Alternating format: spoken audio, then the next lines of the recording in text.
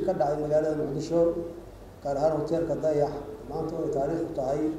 2 bisha Safar 1442 kuna beegan 20 Sebtembar 2020 inaga soo qadgaleen culimada Soomaaliyeed ayna soo qaban qaadeen culimada Soomaaliyeed kana soo qaybgaleen qaybaha bulshada kala gedisan sida odayaasha dhaqanka haweenka dhalinyarada ganacsatada aqoon-yahanada iyo saxaafadda sidoo kale kasoo qaybgaleen hay'adaha dawladda gaar ahaan sida wasaaradda cadaaladda wasaaradda warfaafinta wasaaradda awqaafta iyo arrimaha diinta iyo gobolka Banaadir iyo booliska Soomaaliyeed shirkaas oo lagu falanqeynayay xaaladaha la xiriira anshaxumada soo taraysa iyo mukhadaraadka iyo maandooriyaha ku fidiya dalkeena shirka asaga ah waxa ka soo baxay talooyinkan soo socda in ilaalinta anshaxa iyo la dagaalanka mukhadaraadka la siiyo mudnaanta ay mudan yihiin sida diintu farayso mas'uuliyaduna ay keenayso in hay'adaha dawladda ku shaqada leh barnaamijkan asaga ah ilaalinta anshaxa iyo la dagaalanka mukhadaraadku ay samaystaan siyaasad midaysan ay ka qayb qaadanayaan ama ku wajahayaan xalinta mushkiladan ayada ah 3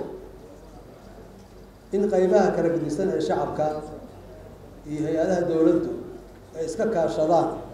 la dagaalanka mukhadaraadka iyo anshaxumada iyo wacyigelinta in si gaar ah culimada loogu fasaxo loona fududeeyo wacyigelinta iyo dacwada meel kasta ay tahay in dalka laga hirgeliyo hay'adda wanaag farista iyo xumireebidda ama hay'adda la dagaalanka anshaxumada oo hadda aan maqlayseen guddigeedii la akrinayo in si degdeg ah loo joojiyo in si degdeg ah loo dejiyo loona ansixiyo sharciga la dagaalanka mukhadaraadka iyo anshaxumada in la dhiso golo culimo oo dastuuri ah oo naga hubiya ama iswaafajiya waxa ka soo baxaya dawladda iyo shariicada islaamka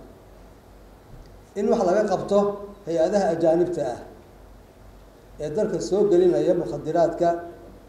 anshaxumadana sameynaya in la qabto shirweyne qaran oo ku saabsan la dagaalanka mukhadaraadka iyo la dagaalanka anshaxumada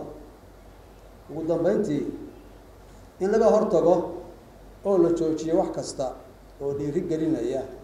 anshaxumada iyo mukhadaraadka iyo fuqshiga sida isdhexgalka qaabka daran iyo meelaha lagu tunto oo ka jira magaaladeena iyo meelaha kale